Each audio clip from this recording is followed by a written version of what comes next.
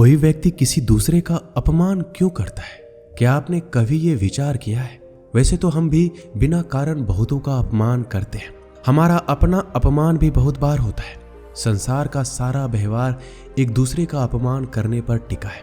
जैसे पति अपने पत्नी का अपमान करता है, पिता अपने संतानों का अपमान करता है, नौकरी देने वाला अपने नौकर का अपमान करता है, अर्थात जो भी बलवान है वह कमजोर आदमी का अपमान करता है। यदि हम शक्तिशाली हैं तो अपमान के बदले में लड़ाई करते हैं, और यदि लड़ने की शक्ति नहीं है तो हम अपमान को सह लेते हैं, स्वयं को निर्बल और असहाय मान लेते हैं। हमें छोटे होने का एहसास होता है। ऐसा प्रतीत होता है जैसे हमारी आत्मा कुचल दी गई हो, हमारे आत्मविश्वास का नाश हो गया हो। अपमान होने के कारण हमें अत्याचार सहने की आदत सी पड़ जाती है। किंतु कोई किसी का अपमान क्यों करता है? और जब व्यक्ति को अपने ऊपर विश्वास नहीं होता तो वह शराब और जुए जैसी उलझनों में सुख ढूंढता है, मन से रोगी बन जाता है। आखिर किसी भी मनुष्य की ऐसी दुर्गति क्यों हो जाती है? अपमान करने वाला वास्तव में क्या सिद्ध करना चाहता है? क्या आपने गहराई से इसका विचार किया है? आइए समझते हैं भगवान बुद्ध की इस कहानी से। एक दिन गौतम बुद्ध तथागत शिष्यों को उपदेश दे रहे थे। तभी एक शिष्य उठकर बोला, जब कोई हमारा अपमान करता है तो हमें दुख होता है, निर्मलता का एहसास होने लगता है। अपमान होने पर जो अंदर मन में पीड़ा होती है उसका हम कैसे निवारण कर सकते हैं? बुद्ध बोले, ये सत्य है कि हर प्रकार के दुख का निवारण किया जा सकता है। महात्मा बुद्ध बोले, इसी संदर्भ में मैं तुम्हें एक कथा सुनाता हूँ। एक व्यक्ति एक गुरु के पास आया और उसने कहा, गुरुदेव, मैं अपने नगर में बहुत बड़ा धनी व्यक्ति हूँ। मेरा यहाँ बहुत सम्मान है, सब लोग मेरी बहुत इज्जत करते हैं। मैं जहाँ जाता हूँ लोग वहाँ खड़े हो जाते हैं।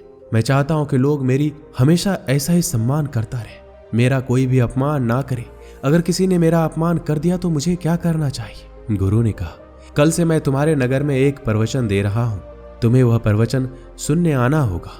पूरे 10 दिन इस नगर में मैं प्रवचन दूंगा। अगर तुमने 10 के 10 दिन वह प्रवचन सुन लिए तो फिर इस पूरे संसार में तुम्हारा कोई अपमान ना कर सकेगा।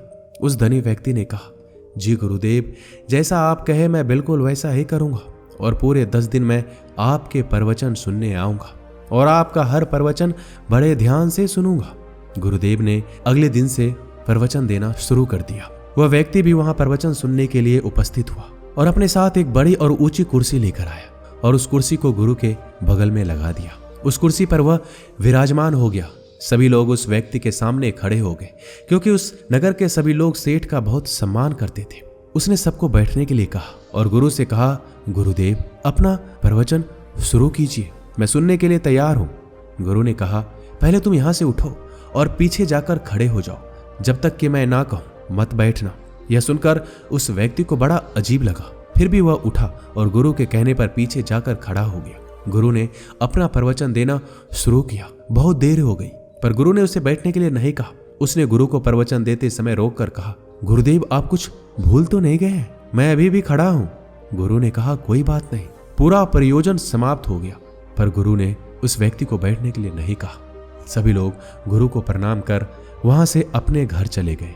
वह व्यक्ति गुरु के पास आया और कहा, गुरुदेव, आपने मुझे पूरे प्रवचन के दौरान पीछे खड़ा रखा, आपने तो मुझे बैठने के लिए कहा ही नहीं। गुरु ने उस धनी सेठ की बात को अनसुनी करके कहा, कोई बात नहीं, अब तुम जा सकते हो। गुरु के कहने पर वह अपने घर चला गया। वह धनी सेठ फिर से अगले दिन गुरु के प्रवचन में आया और अपनी उस ऊंची कुर्सी पर बैठ गया। गुरु ने कहा, गुरुदेव, कल का प्रवचन बहुत बढ़िया था, मुझे बहुत पसंद आया, आप आज का प्रवचन शुरू करें। गुरु ने कहा, बिल्कुल, आज का प्रवचन मैं शुरू करूंगा, पर इससे पहले तुम वहां पीछे जाकर खड़े हो जाओ और जब तक मैं ना कहूं तब तक मत बैठना। उस व्यक्ति को बहुत अजीब लगा। इतने सारे लोगों के सामने जो लोग उसका सम्मान करते थे, उसके आते ही खड़े हो जाते हैं और सब लोग बैठे रहे और मैं पीछे खड़ा रहूं। फिर भी वह पीछे जाकर खड़ा हो गया। गुरु ने इस बार भी उसे बैठने के लिए नहीं कहा। पूरा प्रवचन समाप्त हो गया। अब वह व्यक्ति बहुत परेशान था। उसे समझ नहीं आ रहा था कि गुरु उसके साथ ऐसा क्यों कर रहे हैं, वह उसे बैठने क्यों नहीं दे रहे हैं। जब वह रास्ते पर चलता तो उसे लगता सभी लोग उसे देख रहे हैं, उसका मजाक उड़ा रहे हैं। उसके मन को बहुत ठेस लग रही थी। आखिरकार तीसरे दिन उसने निश्चय किया कि मैं आज बैठकर ही रहूंगा, चाहे गुरु कुछ भी कहे। आखिरकार मेरा भी तो कोई सम्मान है, मैं इस नगर का सबसे बड़ा धनी और सम्मानित व्यक्ति हूँ। तीसरे दिन वह फिर से गुरु के प्रवचन में जा पहुंचा और अपनी ऊंची और बड़ी कुर्सी पर बैठ गया। गुरु कुछ कहते इससे पहले ही वह बोला, गुरुदेव, मैं यहाँ एक सम्मानित धनी व्यक्ति हूँ, आज मैं पीछे खड़ा नहीं रहूंगा। गुरु ने कहा, कोई बात नहीं, तुम यहीं बैठो। यह सुनकर वह व्यक्ति बड़ा खुश हुआ। अचानक गुरुदेव वहां से उठ गए और पीछे जाकर बैठ गए, जहां धनी व्यक्ति खड़ा रहता था। फिर क्या था, पंडाल में बैठे सभी लोग ने उनकी ओर मुंह कर लिया और वह व्यक्ति पीछे कुर्सी पर ही बैठा रह गया। यह देखकर वह व्यक्ति क्रोध में तपने लगा और वहां से उठकर चला गया और गुरु से बदला लेने के बारे में सोचने लगा। उसने एक तरकीब सोची। वह दूसरे गुरु को उस नगर में लाया और उस नगर में उस गुरु के बारे में प्रचार करवाया और यह भी कहा कि जो भी इस गुरु के प्रवचन सुनने आएगा उसे एक सोने का सिक्का मिलेगा। उस दूसरे गुरु के प्रवचन शुरू हो गए। वह धनी व्यक्ति यहां भी गुरु के बगल में एक ऊंची और बड़ी कुर्सी पर बैठ गया। जब लोगों को पता चला कि दूसरे गुरु के प्रवचन सुनने से एक सोने का सिक्का मिलता है तो सारे के सारे लोग सोने के सिक्के के लालच में उस दूसरे गुरु के प्रवचन में कूद पड़े। वहां बहुत भीड़ इकट्ठी हो गई। आसपास के लोग भी आने लगे। वह धनी व्यक्ति भी सीना चौड़ा करके हर एक व्यक्ति को एक सोने का सिक्का बांटता रहा। प्रवचन में आए सभी लोग उस व्यक्ति के जय जयकार करने लगा। वह दूसरा गुरु भी उस धनी व्यक्ति की प्रशंसा करता। सब कुछ बहुत अच्छा हो रहा था। 9 दिन गुजर चुके थे। उस धनी व्यक्ति ने सोचा, उस गुरु के भी हालचाल देख लेता हूं जिसने मेरा अपमान किया था। वह उस गुरु के पास पहुंचा तो देखा कि गुरु आज भी प्रवचन दे रहे थे।